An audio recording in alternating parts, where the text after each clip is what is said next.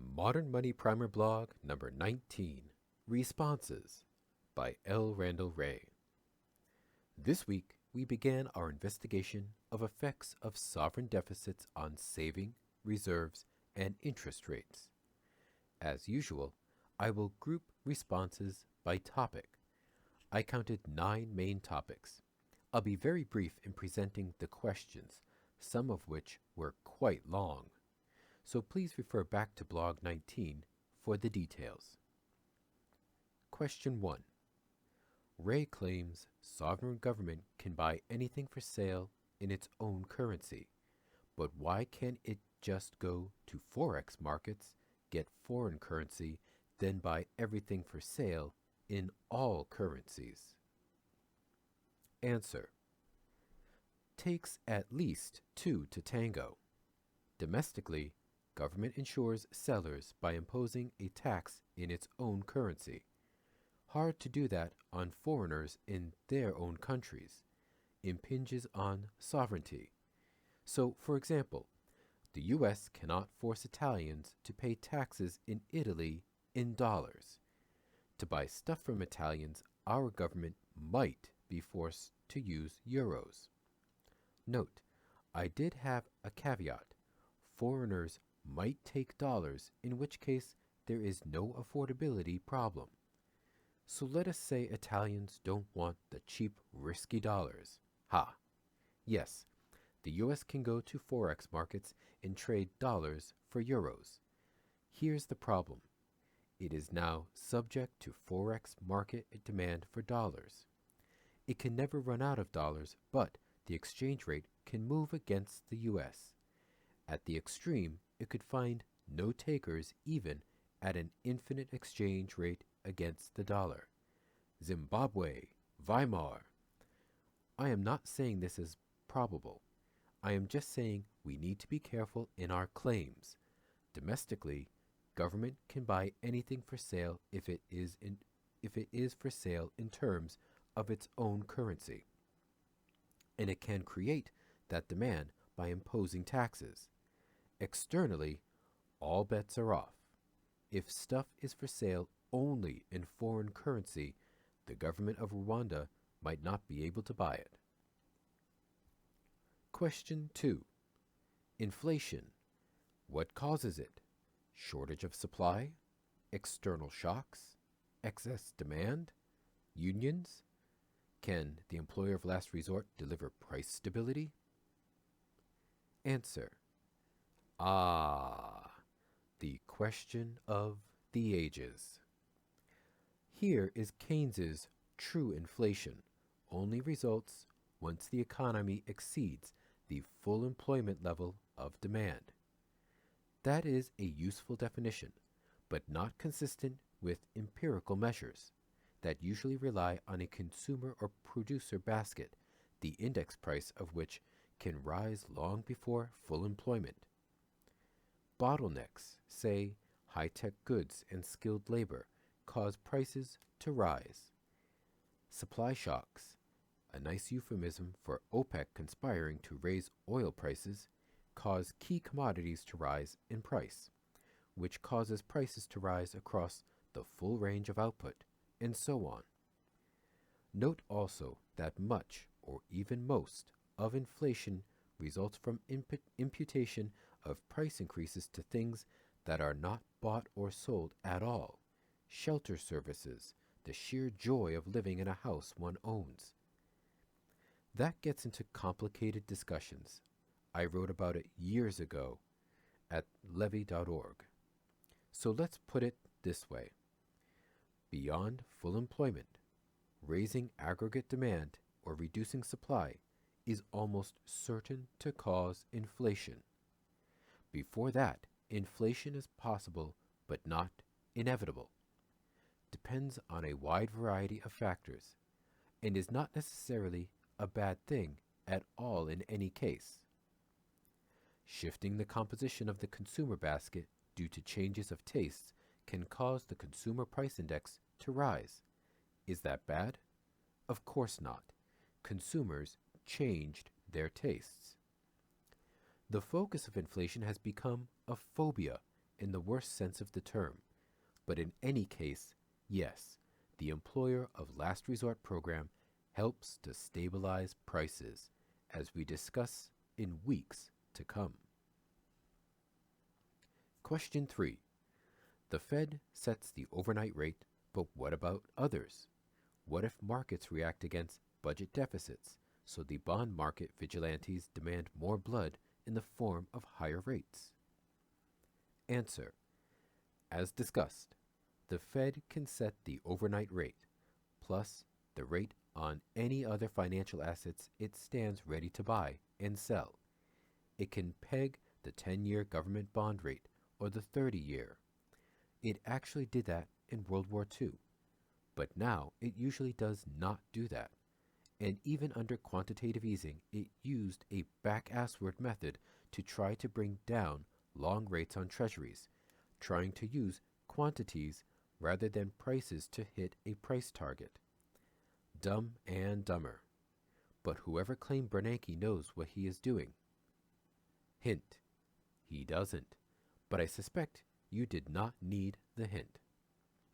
Any rates the Fed does not target are set complexly. Some are more complexly than others. We used to set the saving and demand deposit rates. Remember Regulation Q? No? Okay, you are younger than me. I used to get 0 on my checking account and 5.25 max on my saving deposit, and I paid banks for the privilege of banking with them. Just you wait, it will be back to the future soon. We set some loan rates. Remember NDSL? Rates that benefited students? No? Okay, ditto. Imagine 3% interest rates on student loans, with government forgiving half your debt if you became a teacher. Hey, today's Real Housewives of Wall Street get similar deals, and they don't even have to go to college. They just have to marry rich guys on Wall Street. Leaving to the side government-managed interest rates, others are set by a complex of factors, markups and markdowns, credit and liquidity risks, expectations of Fed policy, expected exchange rate movements, and so on. Too complicated to discuss here. Let me just cryptically say that while the purchasing power parity theorem as well as the Fisher interest rate equations perform poorly, Keynes's interest rate parity theorem holds up well. Enough said. Bond vigilantes.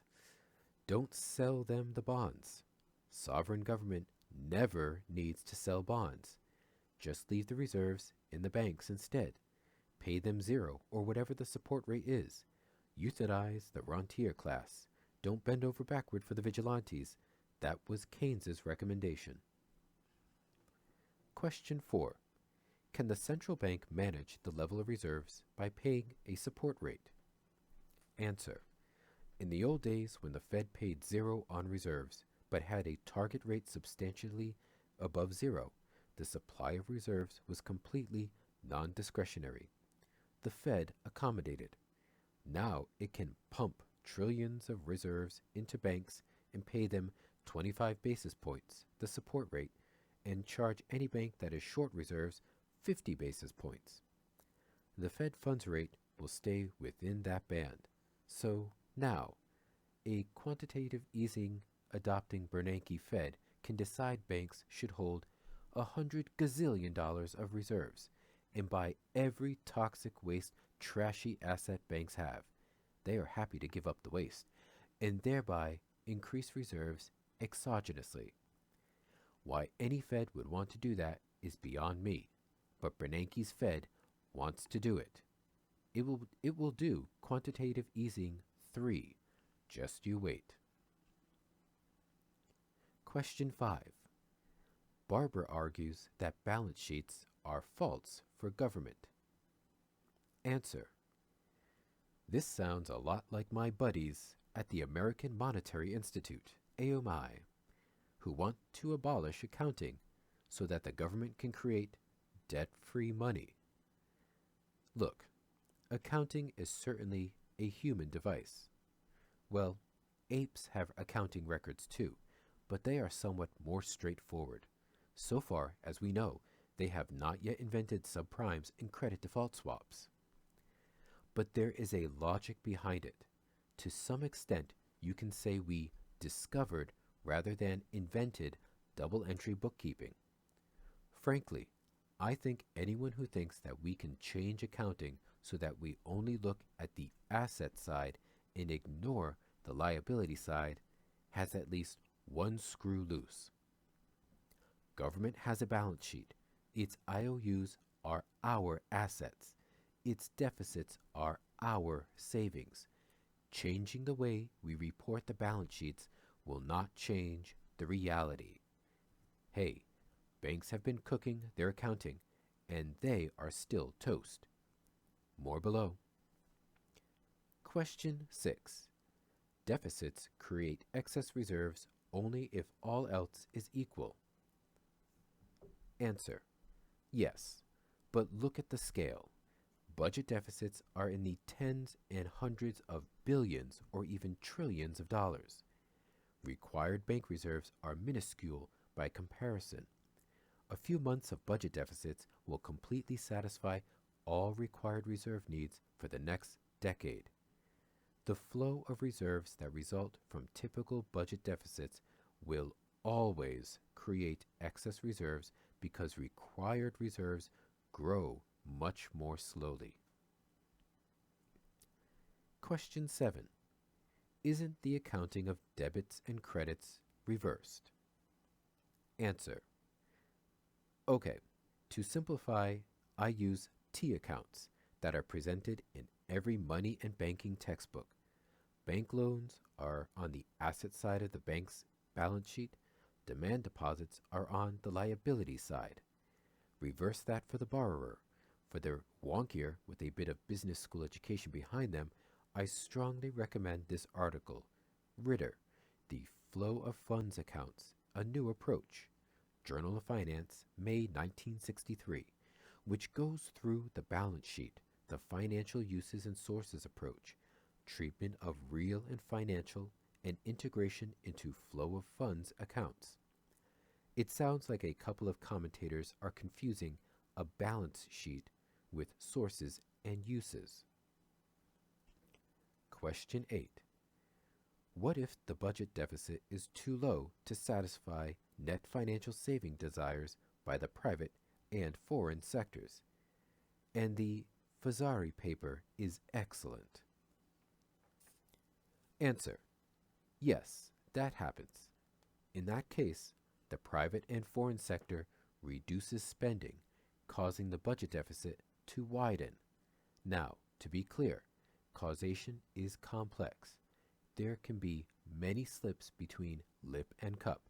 As private sector spending falls, its income falls, sales fall, people get laid off, and that could either intensify the desire to save or reduce it as people must dip into saving to avoid starvation. And Steve Fazari was my teacher, so how can I argue with his paper? Question 9. Provide more details on the process of setting interest rates in the current institutional environment. Answer.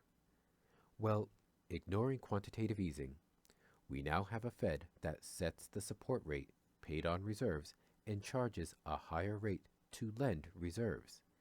The market rate, Fed funds rate, fluxes between the two.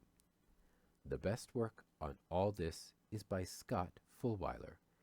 I'll provide a bit more in later blogs, but it gets wonky.